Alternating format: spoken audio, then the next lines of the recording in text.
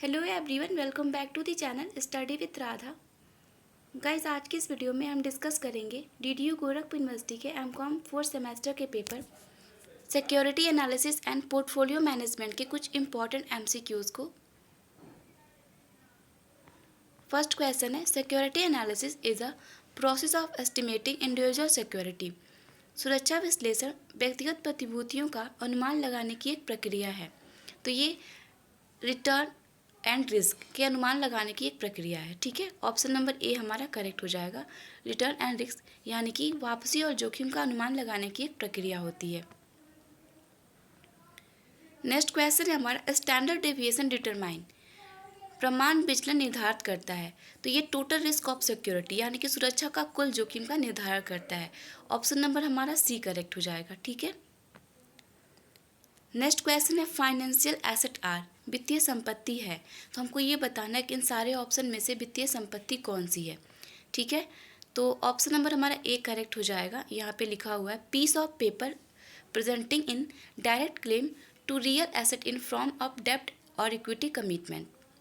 ऋण या इक्विटी प्रतिबद्धताओं के रूप में वास्तविक संपत्ति के अप्रत्यक्ष दावे का प्रतिनिधित्व करने वाले कागज के टुकड़े, ये जो होते हैं वो रियल एसेट होते हैं। ठीक है, नेक्स्ट क्वेश्चन है हमारा, dash is one who exercise any degree of discretion as to the investment of management of the portfolio of the security or the fund of the client.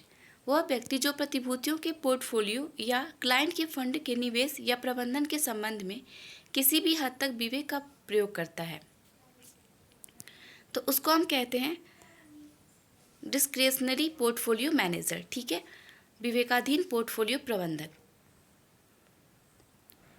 Next question है हमारा, return from listed security is two forms. सूचीबद्ध सुरक्षा की वापसी दो रूपों में होती है। तो किन किन दो रूपों में होती है हमको ये बताना है। तो यहाँ पे ऑप्शन नंबर डी कह रहा है हमारा, one is dividend and the second is capital appropriation in price. एक है डिविडेंड और दूसरा है प्राइस कैपिटल एप्रोप्रिएशन। ठीक है, इन दो रूपों में होती है। नेक्स्ट क्वेश्चन है हमारा, standard deviation is a deviation from प्रमाण विचलन से एक विचलन है। तो ये अर्थमेटिक मीन से है। ठीक है, अंकगणितीय माध्य से है। ऑप्शन नंबर ए करेक्ट हो जाएगा। नेक्स्ट क्वेश्चन है हमारा, स्टैंडर्ड डेविएशन इज एक्सप्रेस्ड मानक विचलन व्यक्त करता है।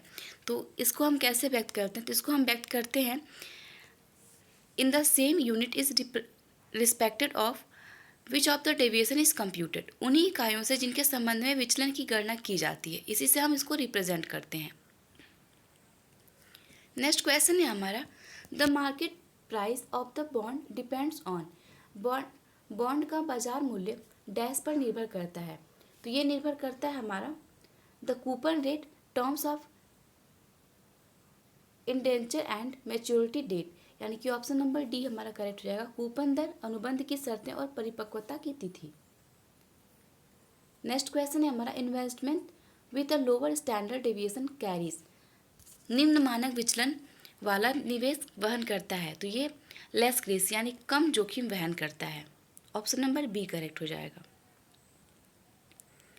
नेक्स्ट क्वेश्चन है हमारा, which of the following is on the horizontal axis of the security market line. निम्नलिखित में से कौन सा सुरक्षा बाजार रेखा के क्षैतिज अक्ष पर है? तो ये होता है हमारा बीटा। ठीक है, ऑप्शन नंबर बी करेक्ट हो जाएगा। नेक्स्ट क्वेश्चन है हमारा, कवरियंस इज अ मेजरमेंट ऑफ। सहप्रसरण का किसका माप है? तो ये सहप्रसरण जो है वो हमारा है ए और बी। यहाँ पे कह रहा है, ए ऑप्शन कह रहा है द को movement of between two variables. ठीक है, दो वेरिएबल्स के बीच के में सह गति होती है। और बी कह रहा है हमारा the link between the variable of return in two independent security. तो यहाँ पे ऑप्शन नंबर सी करेक्ट हो जाएगा, both A and B. Next question है हमारा, एक्सपेक्टेड वर्थ इज द अपेक्षित मूल्य है। तो अपेक्षित मूल्य जो होता है वो होता है weighted average of all possible outcomes, सभी संभावित परिणामों का भारित औसत। नेक्स्ट क्वेश्चन है हमारा, an attempt to make a correlation by adjusting historical beta to make it closer to an average beta is classified as. ऐतिहासिक बीटा को एक औसत बीटा के करीब बनाने के लिए इसे समायोजित करके एक सुधार करने का प्रयास ऐतिहासिक बीटा को एक औसत बीटा के करीब बनाने के लिए इसमें समायोजित करके एक सुधार करने का प्रयास इस प्रकार वर्गीकृत किया गया है। तो यहाँ पे इस एडजस्टेड बीटा के प्रकार के रूप में वर्गीकृत किया गया है, तो ऑप्शन नंबर बी करेक्ट हो जाएगा। नेक्स्ट क्वेश्चन है हमारा, द एफिशिएंट फ्रंटियर कुशल सीमा है, तो वो है हमारा ऑल ऑफ द अबव, यहाँ पे करेक्ट हो जाएगा, क्योंकि जो सारे ऑप्शन हैं वो सारे एफिशिएंट फ्रंटियर हैं।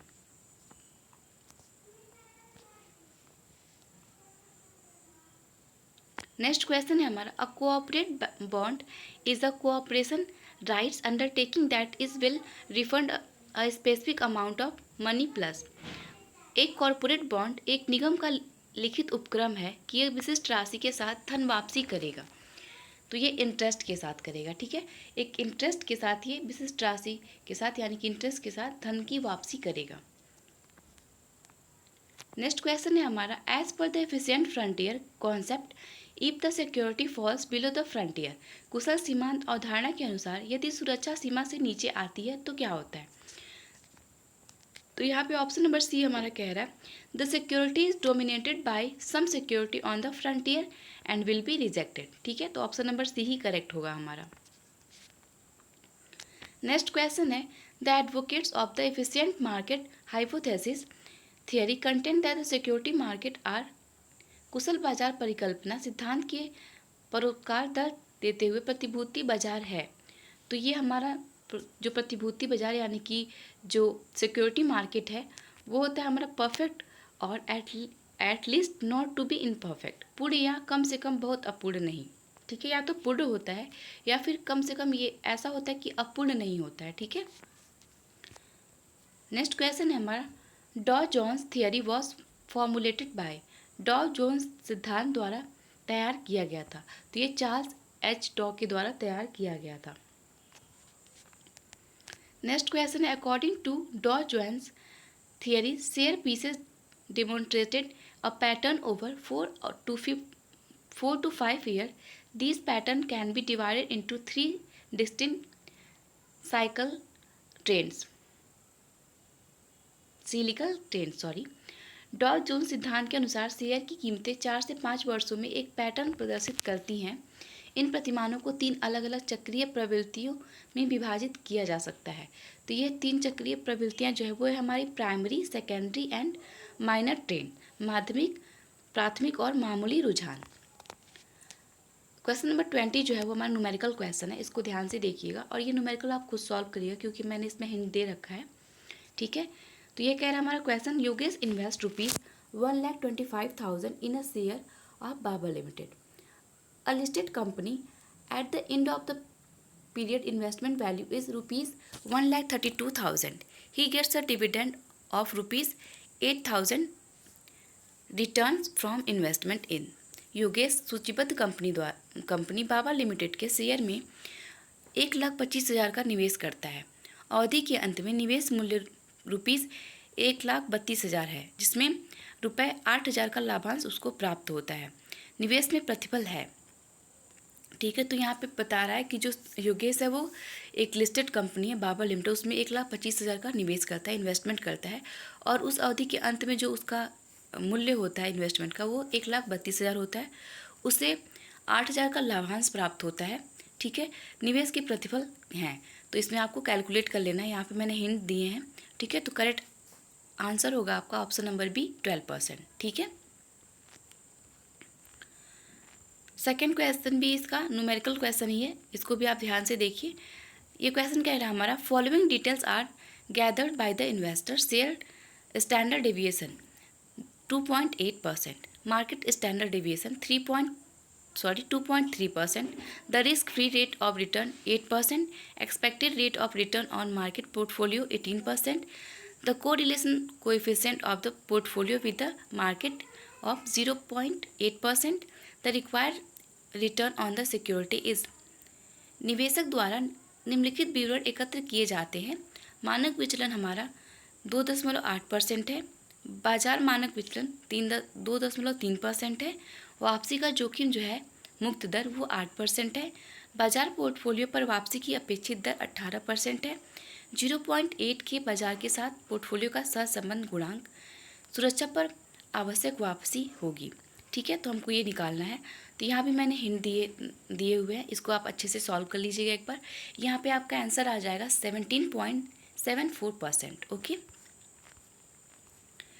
तो ये थे आज के हमारे कुछ क्वेश्चंस। आई होप आपको ये सारे क्वेश्चन समझ में आए हो। मिलते हैं नेक्स्ट वीडियो में कुछ और इम्पोर्टेंट क्वेश्चंस के साथ। Thank you, have a good day.